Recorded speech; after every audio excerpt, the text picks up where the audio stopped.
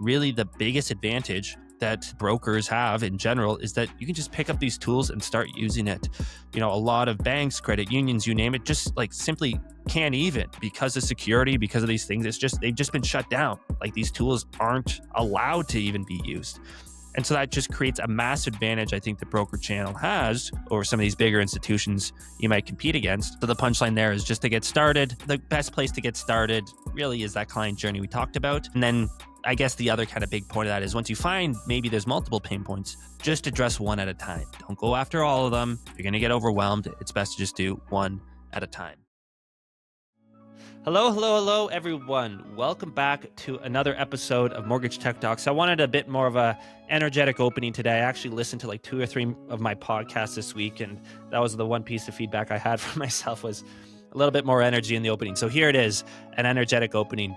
Today, we're doing another industry update. I went to the Canadian Mortgage Summit in Vancouver this week, and I spoke on a panel, which is great. So in this episode, I'm going to talk a little bit about the panel, what we talked about, some of the themes coming out, and some new takeaways I was able to take from my other panelists, but also the audience, which was interesting. I'm going to talk a little bit about this Velocity 3.0. I'm hearing whispers of it, what I think is going to come out of that, why they're doing it. I think it's very interesting. And then finally, a little bit of a story of a particular lender using a particular tech tool. I think that's great, but what does this story actually mean in the context of the broader industry, and what can we take away from it? So a lot of little things in this week's episode. I think you'll find each of them interesting. We'll see you on the other side. Hello, everyone. Welcome back to another episode of Mortgage Tech Talks. I'm your host, Tom. Let's get right into it here. A lot going on in the industry, and I want to touch on each of them as we go. So first things first, it was just the Canadian Mortgage Summit over in Vancouver. It was a pretty good turnout. They used to do one only in Toronto. Last year, there were people parking on the lawn. It was so popular. They ran out of parking spaces. So I think they want to try their luck at West. And for all accounts, it seems to have been a pretty good success. From a tech perspective, I was able to join a panel, which was great. On the panel, I was accompanied by Ryan Spence from Finastra Logics, Jared Stanley from Neighborhood Holding, and Carter Zimmerman from Finmo / Lendesk, all folks that know pretty well. And we had a great discussion.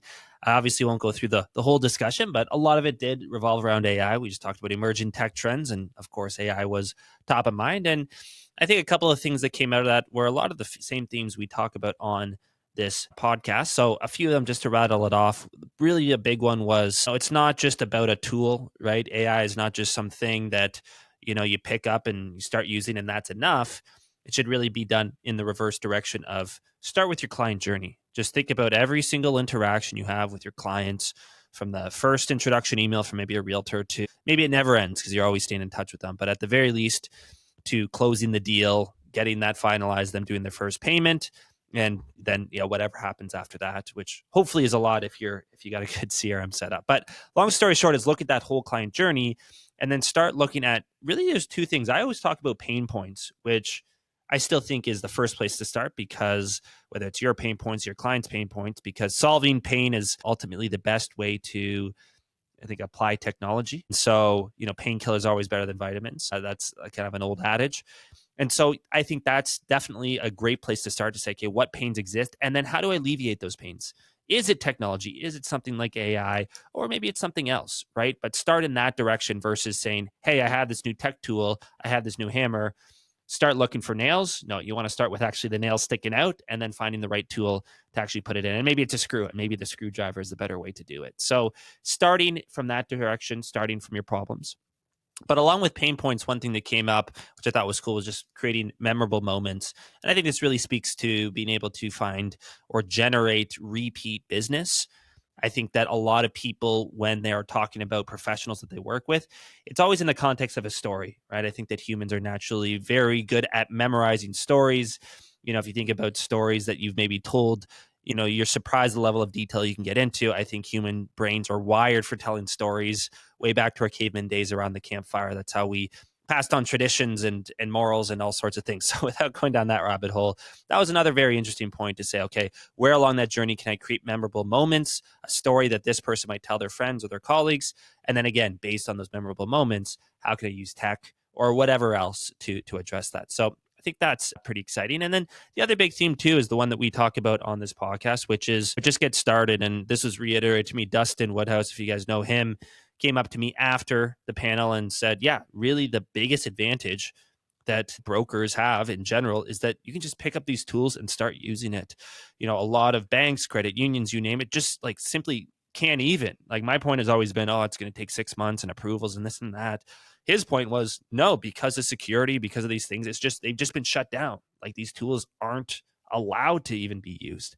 And so that just creates a massive advantage, I think, the broker channel has over some of these bigger institutions you might compete against. So the punchline there is just to get started. The best place to get started really is that client journey we talked about. And then I guess the other kind of big point of that is once you find maybe there's multiple pain points, just address one at a time. Don't go after all of them. You're going to get overwhelmed. It's best to just do one at a time. And so that was the panel. I'd say that's kind of a summary of the big themes we talked about. And I think, when you're on these panels and you look out in the audience, you can kind of get a sense if it's landing or not based on how people are reacting or maybe laughing to a joke or this or that. And looking out, I'd say, maybe it's a 70-30. And so what's the 70-30? 70 of people who, well, I'll start with the 30 of kind of nodding along and saying, yes, yes, yes, I want to do this. I want to do this. But there's still this 70 where they, at first maybe okay, but starting to get overwhelmed. And I think that that's something I think as the technology industry, so someone from my perspective really needs to address to say, how do we bring everybody along? Because this is such an advantage that everybody can take advantage of. But how do we just make it so simple that anybody can follow along? And so I think that's an interesting thing. So it's almost like this tale of two cities. The brokers who are getting nodded along are getting excited, and it's this positive feedback loop versus maybe that 70% who's not getting it and maybe getting a bit discouraged and scared maybe even of their job. And, I don't think that's the right attitude to have. So I think it's going to be interesting. And obviously, like I said, as a tech company, you could say it's your job to really bring along everybody with you. But I also think this is a short-term problem for that reason, because, for maybe call it the next 2, 3, 4 years, this 70-30, there could be a little bit of a separation happening. But I do think over time, the most important thing of any tool, whether it's AI or something else, there's just having a really good and easy to use user experience. And you can always draw parallels to old tech waves. If you do the internet, sending an email, there's all these protocols like SMTP and IMAP and you have to, different ways you can connect to the internet, broadband and whatever. I'm not an expert in all this stuff, but the point is I don't have to be, right? So whatever, 20, 30 years ago when internet started to be a thing, those people who understood those things were able to take advantage of it earlier. And they had this huge boost for about 5 years. But then everybody else caught up because, if you look today, I don't have to understand all that. I just have to go to gmail.com.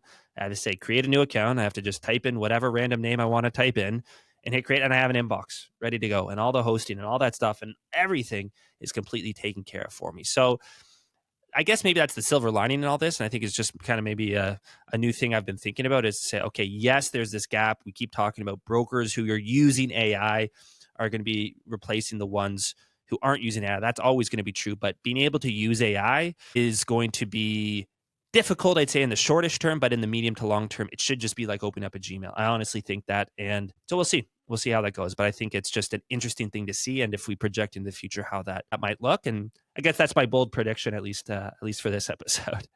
Awesome. Okay, let's move on. So let's move on to the next thing. This thing did come up at the conference, so I want to address it, but I've also seen kind of whispers of it elsewhere. So let's get into it, which is the Velocity 3.0. So Newton, of course, has their Velocity product. It's used by everyone in the DLCG, or at least available to everyone in the DLCG network.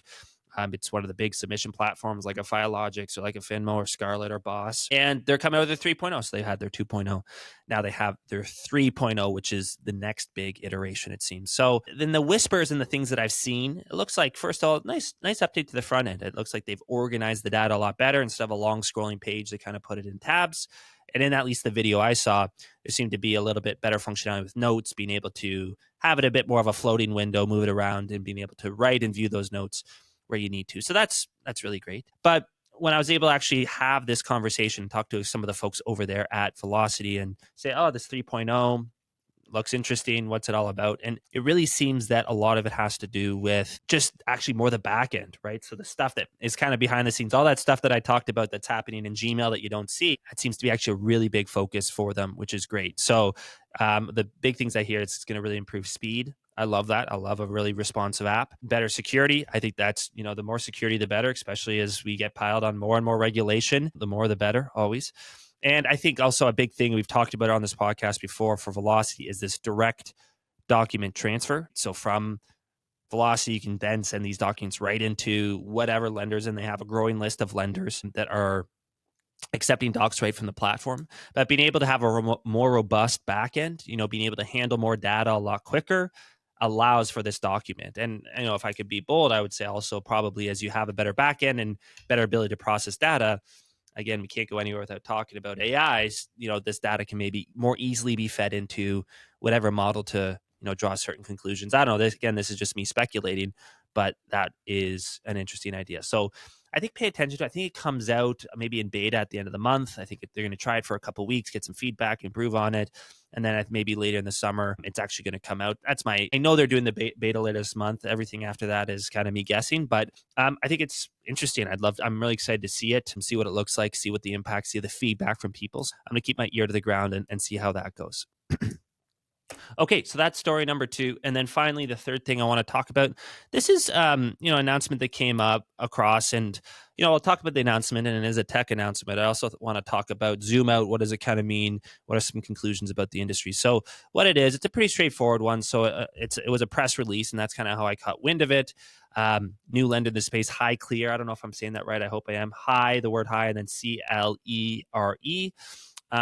Decided to use Fundmore.ai. We've had Chris, of course, on the podcast as their loan origination system. So I think it's great. I've actually met both teams, with the High Clear team and, of course, Chris been on this podcast.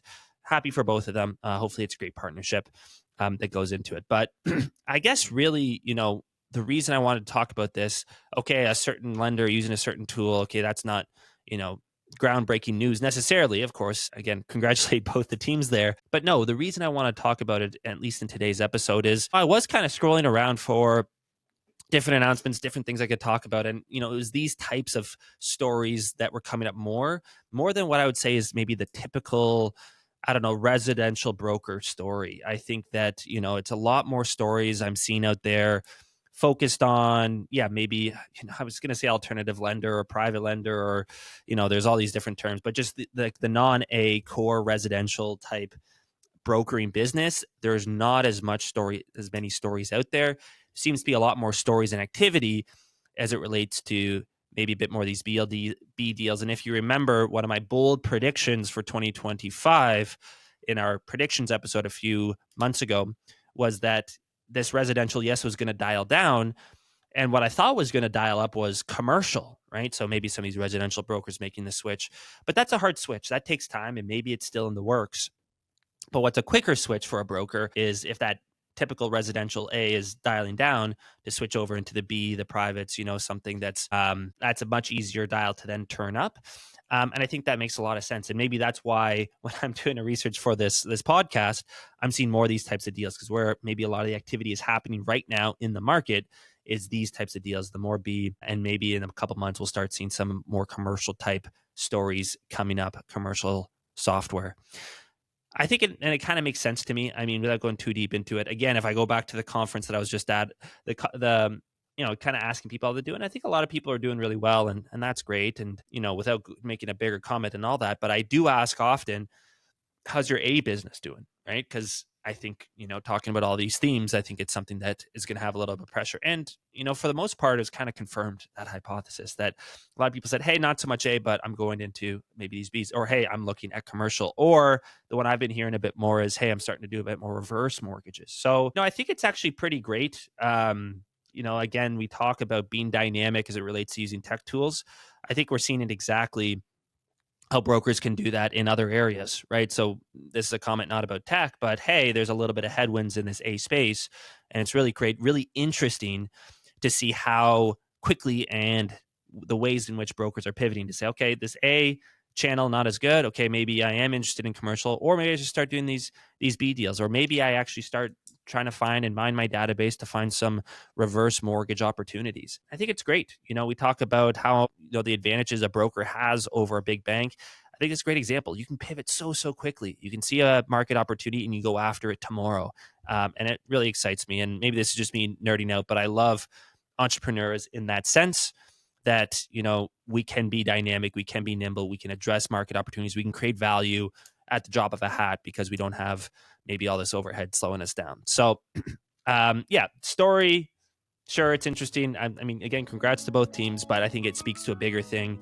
And hopefully it's exciting, right? I think that maybe there has been a little bit of pessimism recently in the industry about this competitiveness from the banks and how it's hurting the A deals. But maybe it opens up a new opportunity to focus on Bs or to focus on these reverse mortgages. And hey, maybe it's going to lead to a much better outcome for everyone involved, right? And that's what we can hope for. And that's what, again, what I'll say, being a small business, entrepreneurial minded, dynamic allows us to do is find these market opportunities. So I'll leave it there. Busy week for sure, but hopefully this was useful and get you caught up. If you weren't able to make it to the Canadian Mortgage Summit, give you a couple tidbits that I took away from there. But as always, if you do have any comments or questions, please leave them in the comment section below. Love hearing from you. And until then, I'll see you next time.